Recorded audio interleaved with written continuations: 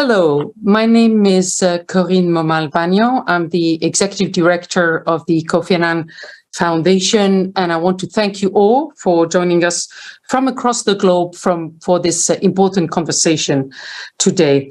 Thank you to our members and partners for joining us via YouTube for today's On the Record program. The event is part of the Chicago Council's Women, Equity and Global Development Forum. Just a very quick reminder that the Chicago Council is a nonprofit, independent and nonpartisan platform, and that the views that we will all express today here are our own. The discussion is part of a 4-part series of regional discussions in partnership with the Kofi Annan Foundation, and the foundation, which was set by the former Secretary General in 2007, is very active in the field of the promotion of democracy and ethical leadership. We're therefore particularly happy to be supporting the rollout of the Atlas of Impunity, which we are sure will become an important new tool for all advocates and practitioners in this field.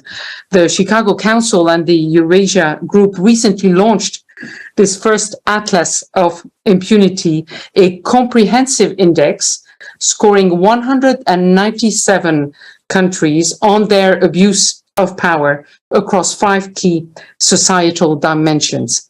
The Atlas is built on dozens of statistical indicators drawn from many validated sources. So for this discussion today, we're going to look into whether this new framework of impunity versus accountability, what it can tell us about the challenges facing countries on the African continent, and what are maybe the similarities and the pitfalls in how governments handle issues like human rights, economic exploitation, and environmental degradation, which are not always considered holistically and together. It's my great honor to welcome here today our 3 panelists, who you will see are real experts who can really bring this conversation forward. Arnaud Akogenu is Special Advisor for Africa for the Kofi Annan Foundation. So a good friend. Arnaud, bonjour.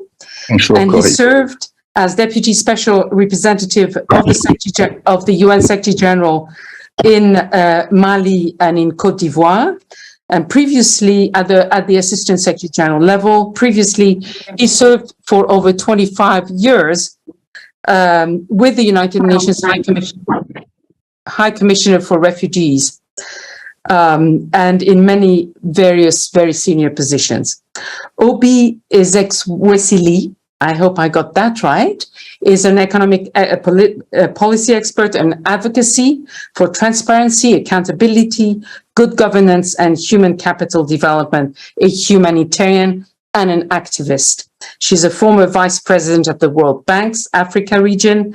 She's co-founder and founding director of Transparency International, co-founder of the Bring Back Our Girls movement, and she has served twice as federal minister in Nigeria. Maina Kiai is the founding director of the Alliances and Partnerships at Human Rights Watch.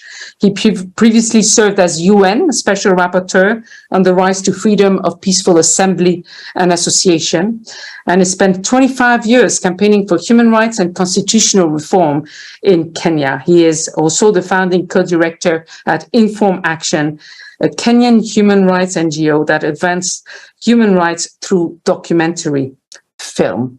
And for all our listeners, a reminder that they can put their questions in through the website of the Chicago Council as ccga.live.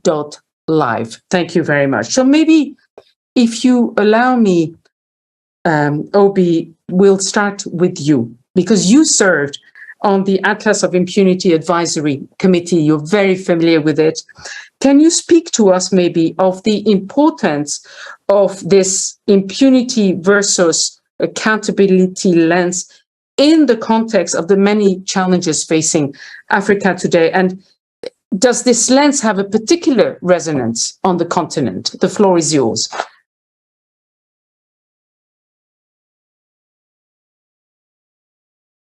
You are muted still, so we'll wait for you to unmute yourself. Um, Yes, Thank you thank very you. much, Corinne. I hope you can hear me. I'm struggling with internet, as you can see clearly. Um, to your question, I I'd like to just give a broader context, which is that we often find different framings through which we analyze the things that go on around us in our world. And so, we grew up hearing about developed and developed countries. Then we went to developing and developed countries. We went to emerging economies and advanced economies. We went to all kinds of different framings. And for each of the framings, you always had voices that said it was either a labeling that was pejorative in one form or the other. And so hardly consensus on why those framings existed. But we do know one thing for sure. It is that when we talk about issues of governance of societies, we fundamentally are talking about some of the real issues of the rules that underpin how societies are governed. And so rules-based societies often provide clarity in terms of the roles and responsibilities of the different compositions of society. To that extent, therefore, we know that when we talk about governance of societies, we come to some universal principles. And one key universal principle is that those who govern have a responsibility for which they must account. And that anytime those who govern do not account for the power that's delegated to them, society is imperiled.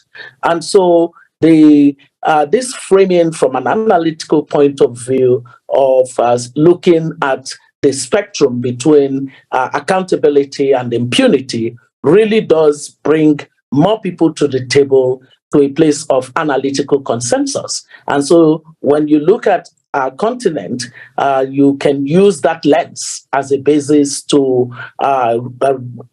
evaluate each of the countries. And you would come out with the kind of data set that is scientific enough as possible, and even if not methodologically perfect, can be defended. And so, to that extent, the accountability impunity framework, as designed and developed by the Atlas of Impunity, does have resonance for countries on our continent. Now, the larger story is why would it be different from all the other indices or other indicators, other indexes that we have seen around the world?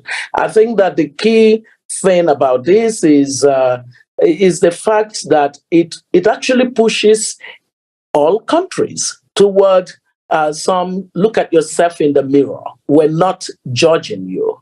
It is what you reflect in terms of compliance or not compliance with the basic norm of society, that there be accountability, that there be consequence or consequences for action, that when people have power, they must not be ruinous with power without having the duty to account for the way that such power has been exercised. And so to that, on the basis of that, we can look at all countries of the world on the Atlas of Impunity and see that, it hasn't in any way given some privilege to more advanced economies, economy democracy.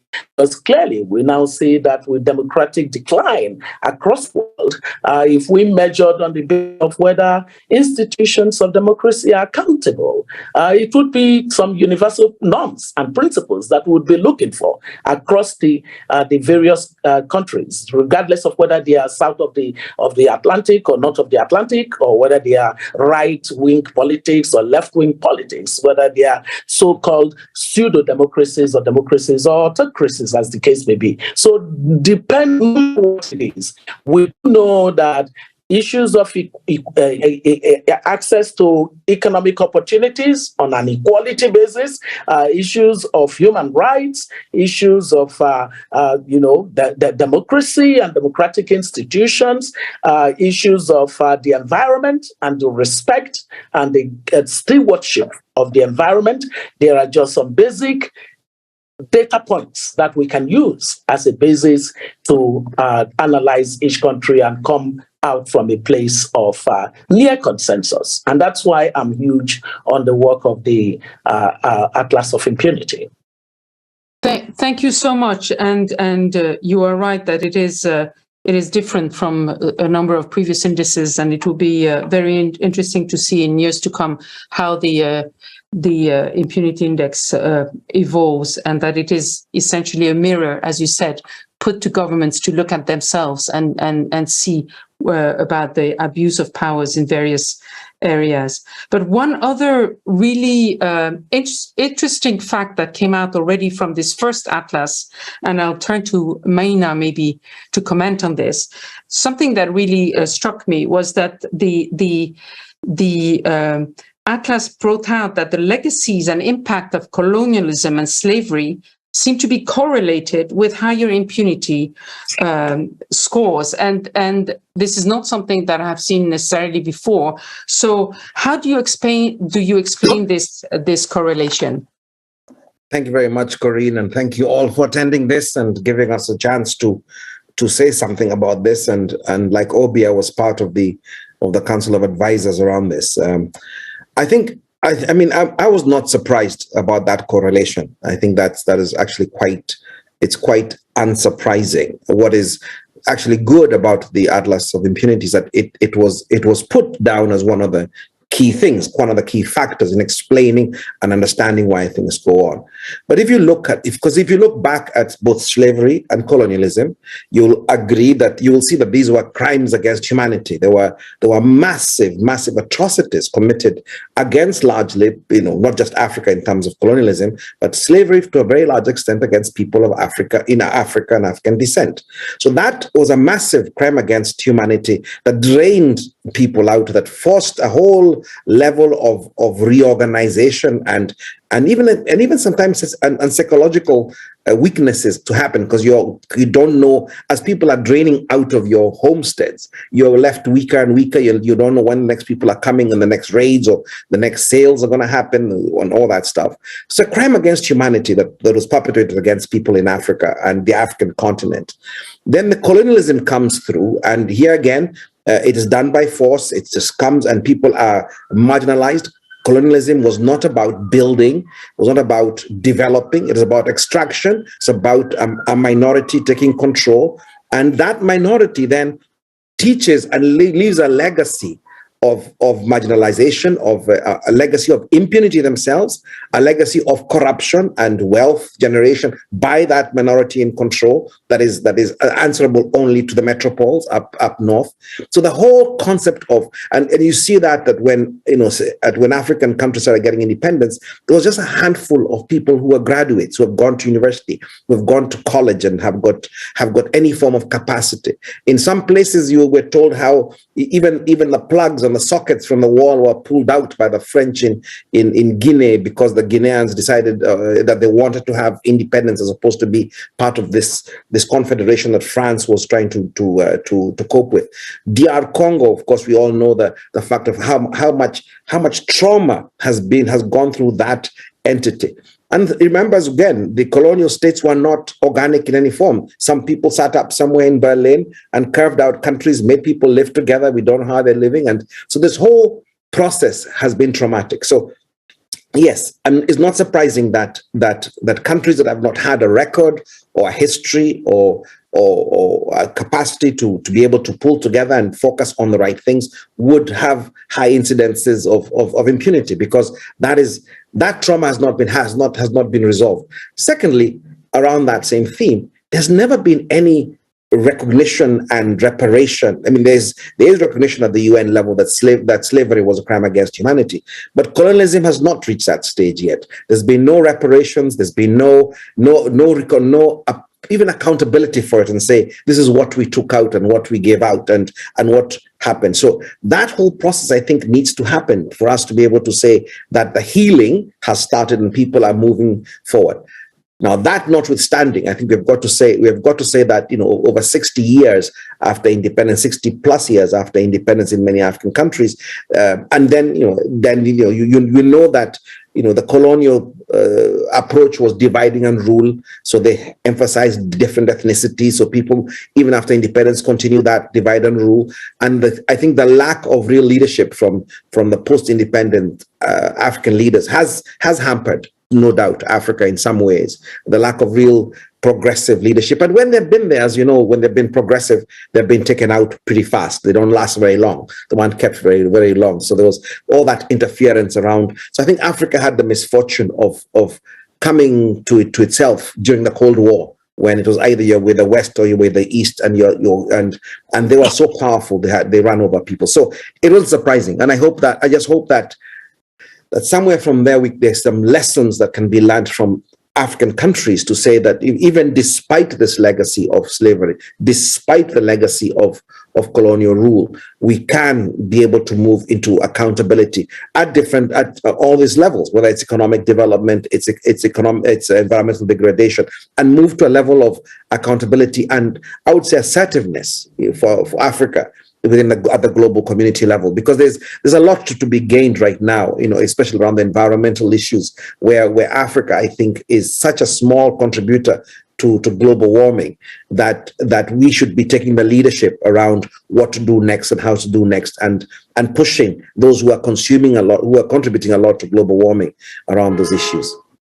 No, thank you, Maina, and thank you helping us get sort of the long view and the historical perspective on these issues. And I read in the Atlas that basically impunity really thrives in when there is an imbalance of power. And I think colonialism and slavery were two examples of major imbalances of power. So indeed, as you said, it should not be a surprise. Let me now maybe turn to the present day and to Arnaud. Because we have been discussing with Arnaud a lot over the last 2 years, the renewal of the increased instability, political instability in particular in his region, in West Africa, the resurgence of military coup. But there is also this growing insecurity, of course, in the Sahel, but not only, because in Ethiopia, for instance, we saw a very bloody conflict over 18 months that luckily seems to be abating now. So we see a resurgence of conflict, a resurgence of and a decline of democracy. Do you think, Arnaud, that this focus on impunity can help address both the challenges of democracy and insecurity? Yeah, thank you. Thank you for your question. And I have to confess that while preparing this exchange, I spent some time not only reading the Atlas, but also going through my experience, my professional experience in terms of countries in Africa, but also outside Africa. But for the sake of this exchange, I believe that I will be sharing with you what came to my mind based on when you talk about impunity, when you talk about accountability and all this. Just to name some, because I think it's important that we are really transparent and fair with ourselves. From my own experiences, the first one was the Great Lake operations. And we still have a country or some country in that particular region which are facing impunities, impunity and its consequences, in terms of stability, national stability or regional stability. That is one example. Another one is the Mali. I got to work in Mali twice, not only first as UNHCR representative, but later on as Deputy SRSD in charge of peacekeeping operation. And there again, accountability and immunity and all those tensions, they are really at the forefront of what that country is going through. And then I move to Sierra Leone. That is another country where, which look in, I will say, in the positive side in terms of stability, but the accountability is still at the core of the policy in that country, because the tension, the rebellion, and the level of violence that country went through, and I witnessed that for more than 3 years, there's still a long way to go to that. I will fly over another West African country, which is Côte d'Ivoire, where the accountability issue is at the core of any national reconciliation process they want to be engaged in. And I will end up with one, which I spent 2.5 years recently dealing with that situation, which is the South Sudan situation. The South Sudan situation with accountability. Here we not talk about the war they went through, or the independence war they went through, but what happened after the independence led me to question to what extent these countries still have a lot to go in order to bring all communities together. And having flagged over this point, I would like to adhere to those two statements we just listened to. But not only in terms of mirror, not only in terms of history, but there's, as we are talking about what we are going through at this particular moment in my continent, I do believe that we are still referring to something which is a consequence of colonialism. It's the Berlin Congress, because what from that Congress, we moved to colonialism, we got independence, but we continue to follow, the key stone, I will call the milestone in terms of policy, in terms of political way to deal with communities, what we used to call the Westphalian Treaty in terms of country, because for country, you need a territory, you need people, and you need rule. You need governance.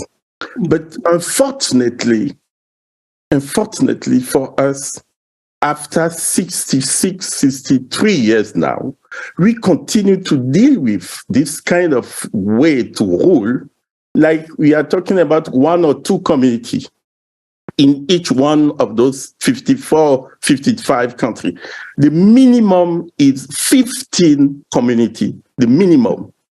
And the maximum is 256. That is the way, when you talk about culture, when you talk about language, when you talk about community, that is the average, is 15 to 20. But fortunately for us, just after the independence, those who created OAU, they came with this border intangibility issue, which is, I totally salute that. Because at that time, we should not open the door for changing borders that will trigger a lot of problems. But after so many years now, it's becoming more and more important to reflect on this kind of governance, or this kind of rule of government, this kind of the way those communities can be treated. It's where I'm coming, this is just a reflection I just want to put on the table for all of us to think about. It's time to reflect on what personally I'm calling declaration of rights and responsibility of people. Right and responsibility. The next step, what we are calling today, African Union should look into, is how to bring so many people who are different to be in the same country or to be in the same region and to reflect on peace element, security element, development element, and climate change element.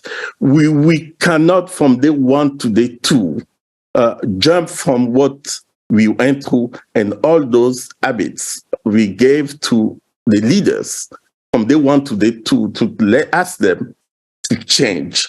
We need to put in place a sound and profound reflection on that when there are 15 communities in any given country, how they can live together, how they can be educated to call for their rights, but in the same time to reflect on the responsibility. And that will trigger a range of issues later on.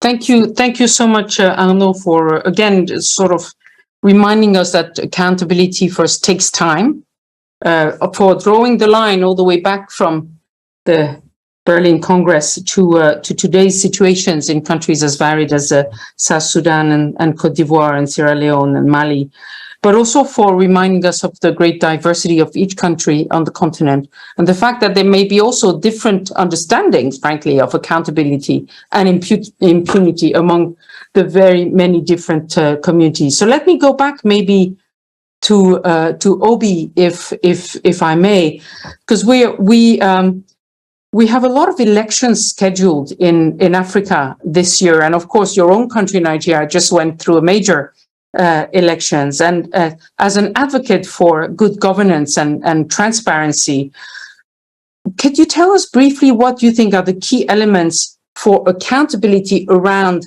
elections? And how can you restore trust, especially among younger generations, maybe in electoral processes in areas where sometimes in some countries, sometimes, and this is valid way beyond Africa, where people, maybe previous candidates may have gotten away with fraud or may just have ignored the will of the people as expressed through the votes. So how do you build accountability around elections? Thank you. Well, as you know, elections are the cornerstone of every democracy, whereas elections are not equivalent to democracy because since the 80s and still do not in any way resemble what you call democracies. So with that in mind, we are on the weight of how many elections are held in countries. However, what we must be interested in to correlate the importance of the elections and democracy and good governance would be to determine effectiveness of the rules that underpin election to determine outcomes. If elections are held in any society, there are sets of rules on the basis of which the competition should happen. And any breach of those set of rules without any form of accountability by those who have breached those rules amount to impunity, because clearly they breach those rules because they do not think that there will be consequences for such abuse.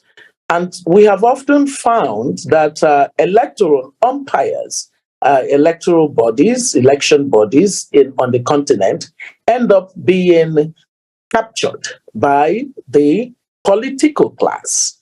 And when bodies that are supposed to be independent, that are supposed to be ethical, that are supposed to act competently and follow laid down rules are in the pockets of the political class, what it means is that democracy would be less than subpar, as a matter of fact, because it would be everything contrary to the will of the people. That will be the outcome.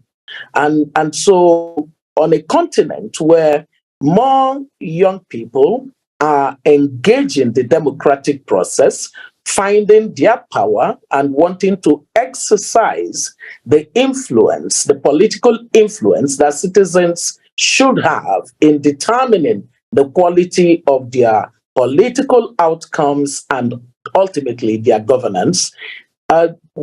This pattern of willfully working against the supremacy of the will of the people actually amounts to the worst form of impunity possible. And the reason is that we have economic performance is very much correlated to Africa's quality of politics, quality of institutions, quality of governance, more broadly. And so if the citizens have coalesced in a collaborative way to say, we're tired of being poorly governed, and therefore we will determine our choice of leadership through the exercise of our vote. Every time that the election does not meet the three principal criteria of being credible, being free, being fair, and of course, being transparent, then to that extent, have we not at all migrated to that level of rules-based approach that would be comforting to those who believe that Africa's lot is better in democracy than in authoritarianism. That being said, you referred to my country and you talked about the quality of candidacy, people who have one form of misconduct or misdemeanor or crime, in fact, associated with them ending up in the electoral process. It also then has to do with the rules that govern the democratic process. If the rules that govern the democratic process can allow shady characters to become the candidates of political parties, that already has rigged the election against the citizens. Because what then happens is that citizens are left to the limited choice of candidates that they can vote for.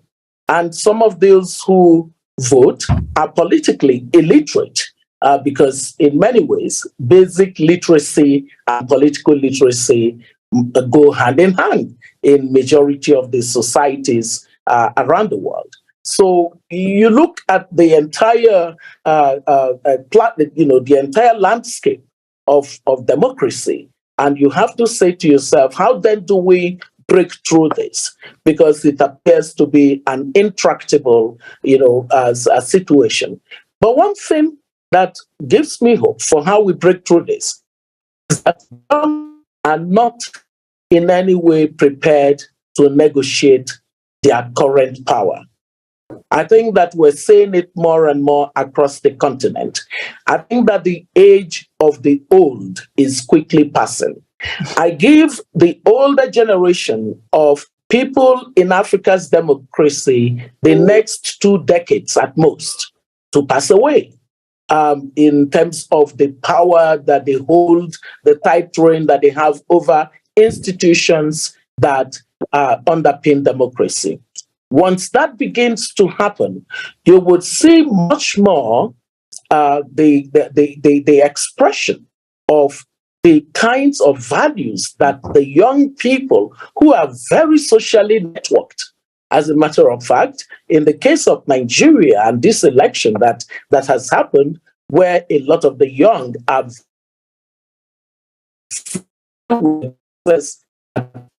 the outcome are being people who are excited about what the technology can do democracy and saying that the same technology was not allowed. So this segment within our democratic process are going to shape the quality of democracy that they want to see going forward. And as an emerging bloc to determine democracy can be achieved, can be used in an influential manner, I don't see them backing away. I actually see their voices becoming more powerful. I see them beginning to be more strategic in terms of how they continue to hold together in order to put an equilibrating force against the entrenched political class and gladiators that have emasculated institutions, or in fact appropriated state institutions, including the judiciary, the law enforcement, electoral bodies, and all institutions that ought to be working for the benefit of the people. Thank you very much. And you took away a little bit of my thunder, because I was precisely going to ask a question to Maina about the young people, but you've already partly responded to that. And let me just comment that unfortunately there are many countries, indeed on all continents, where shady characters, as you said, are allowed to stand in for elections, unfortunately. But if I may, Maina, my question would be more at the geopolitical strategic level.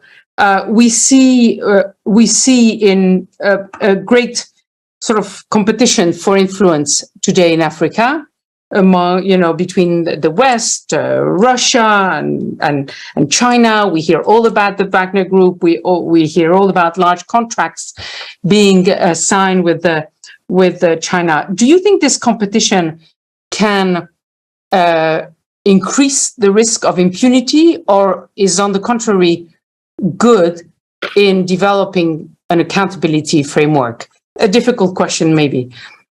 Yes, indeed, it's difficult, because I'm not sure that accountability framework will come because of the competition, but because clearly there was impunity when it was a unipolar world ever since 2000 or so. There's a lot of impunity going on in many parts of Africa. So the fact that one country that is dominating at the global level doesn't mean it's going to be more democratic or more accountable, even though that country that was unipolar says it is a democracy and supports human rights and values and all those things. So it's not, I don't think the answer is clear either way, but I just think that my sense is that monopolies, whether they're in business or in politics or in other things, are just inherently dangerous, and they inherently create impunity, because if you've got nobody to be accountable to, nobody else to turn to, then you have a problem. And so I'm not so sure I like the unipolar world. I'm not so sure that what the options that are being presented to around the world, not just to Africa, are necessarily the best that are there between the West, China, Russia, each of them on their own. But I think that it gives at least those powers a chance of competition, a chance of accountability, so that when the West says they care about accountability, it's not just words. And actually, all they want is to extract resources in DR Congo and South Sudan and in Togo and other places. It's not just words, when their real intention is basically the same as the Chinese and the Russians, but they color themselves in a different way with words. So I think geopolitically, this is a moment that Africa should work with, and it could work with this time, hopefully, for the benefit of the mass people of Africa, as opposed to the few leaders of the time. And yes, it's fine to play off one against the other. That's fine, because they play us off anyway against each other. So we don't have unity. So why should we play that same game as well? So if the Russians want to help us build a dam, and they're making it cheaper than what the French are giving us, hey, let's consider it. We have to be masters of that game as well. But it's more that we have to start taking charge of our strategic interests, and our major strategic interest as Africans is the uplifting of living standards of African people. It's a quality of life that we should have. It is better health care. That's the major strategic interest we've got. It's a life where we can live free of fear, we can live free of wondering where every single deal around is a corrupt deal, whether there's so much corruption and the growing inequalities between the rich and the poor. And the fact that in most African countries, to be honest, the richest individuals are either former politicians, or former civil servants. You have had to have worked or been part of government to be wealthy. That's a question to ask ourselves very profoundly. How do we change that? How do we question that? And how do we challenge that as Africans? And how do we get to a stage where politics isn't about exclusion? And that's, I think, one of the biggest things. And coming to what Obi was saying around elections, I think one of the worst things that ever happened to many parts of Africa was the winner take all, first past the post system. It was a horrible gift, if you wish, from the Western world about the way we do politics, the way we do elections, because it just creates division. You come in, you do not want to leave. You cannot leave because you come in and become wealthy. It's about you and your little clique of people. So you talk about, and then the other thing that I began to question a bit, and this is still in the thought process, is whether this presidential model that we have inherited and put in place in many countries in Africa, whether it actually makes sense, and whether we should actually recognize that maybe if we have a prime-ministerial system with term limits, because I think one of the things about presidency, the presidency is too close to the monarchy in a sense, and that comes from the British Anglo system, the monarchy and the colonial rule, and so the presidency, which then the Americans brought up and the French took over as well. I'm not sure it makes sense because the presidency is shrouded in this veneer of myth and can do no wrong, and the president can do no wrong. The president is in charge and can continue. So that, I think, would like to see that challenge a bit. I'm not sure what the answer is. I'm just thinking that we haven't succeeded. We haven't, and even when you look at Latin America, if you look at the presidential model in Latin America, it has failed consistently over and over and over in Latin America. So I'm not so sure whether that makes sense at all. The last thing I want to say around this question about whether the global issue is around the role of Africa in the global economy and how that has got to be changed.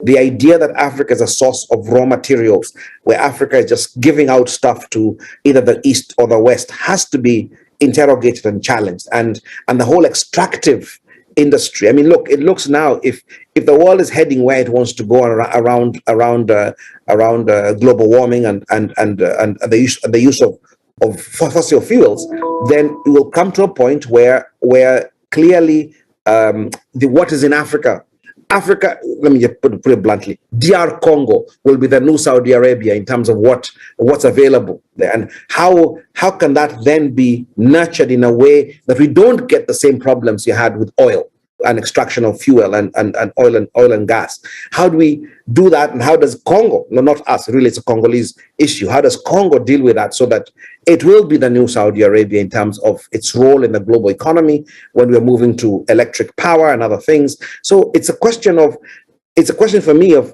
who will help Congo the best, and who will be Congo's best friend, so it doesn't become a resource curse, like they like to say in Africa.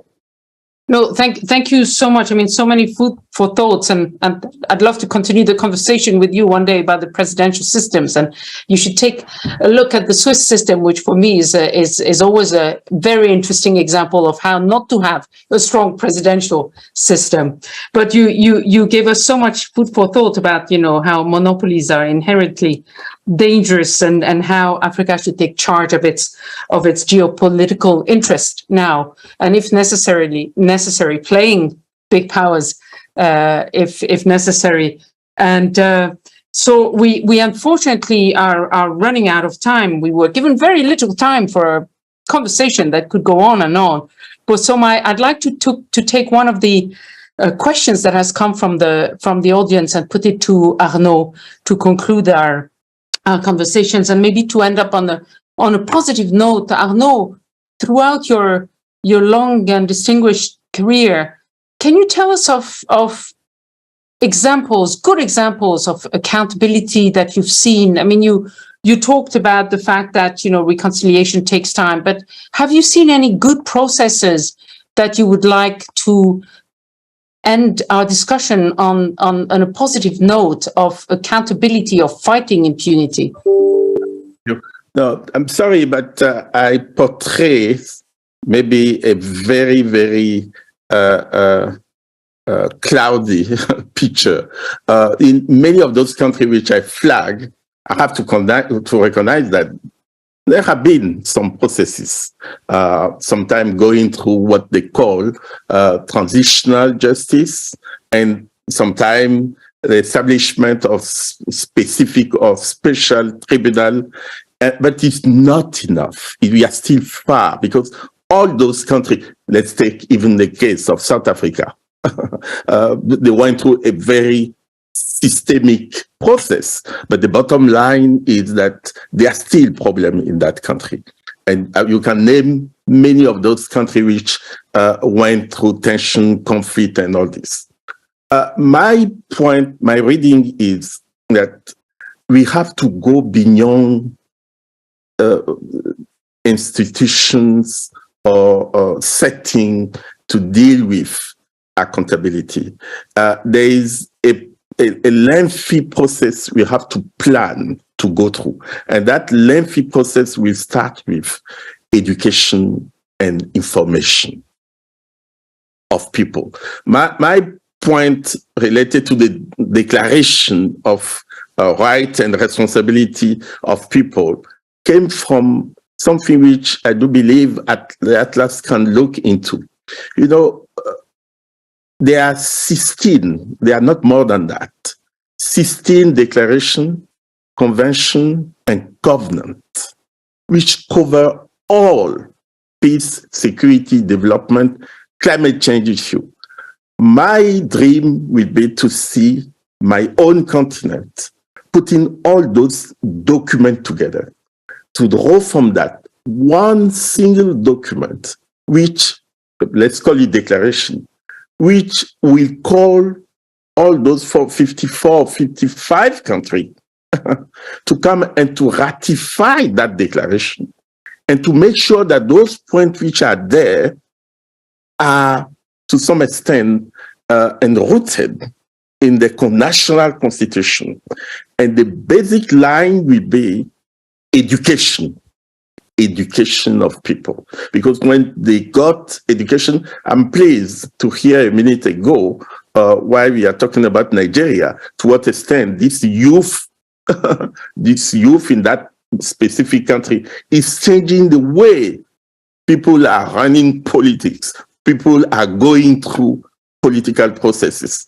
My key point is education, information, which will lead us to a new way to rule the countries and to be ruled as people, because people will know not only their right, but also they will be paying to their responsibility vis-a-vis those who they decide to elect for election. It's promising. We should not really tarnish the picture we have in front of us too much. It's coming. It will take some time. It will take some time to pay attention to rule of law. It will take some time to really empower civil society, because they will be the one to question. They will be the one to raise the issue, and they have to become more and more powerful in any kind of society or in any countries. My point, and I will conclude on that, is that the continent, the way it's formatted, it's also need to be revisited. We have now 5 regional commissions. Unfortunately, those 5 commissions, they are not functional at the same level. There are some which are making progress in terms of what I call governance, in terms of rule of law. There are others which it's taking some time, and there are one which is totally modified one, but anyway, it's not moving. Even at the level of African Union, to come with one country representing that region is a problem. It's time for us to question ourselves. Is it the best way to proceed? If it's the best way, then let's make it functional. Let's set some rules, let's set some element in order to evaluate and to monitor the way. One thing is to create regional commission. Another one is to make them really painful or fruitful for the benefit of population and the benefits of people. Thank you. Thank you, Arnaud, and thank you for really emphasizing the importance of education and working with the young people to really put the focus on accountability and to fight against impunity in decades to come. This is true in Africa, this is true everywhere, but Africa has the great advantage of having a very youthful and energetic, dynamic population. So I want to thank really all our panelists today, our very distinguished panelists, for taking the time. Again, this is too short for a discussion that could have taken days on the very important issue of impunity versus accountability. But we've had a very rich discussion for which I want to thank you very much. I think, unfortunately, Obi had to disconnect because of connection issues. But thank you, Arnaud. Thank you, Maina. It was a real pleasure moderating this discussion today. And I want to thank also all our listeners and the Chicago Council. So it's goodbye for now.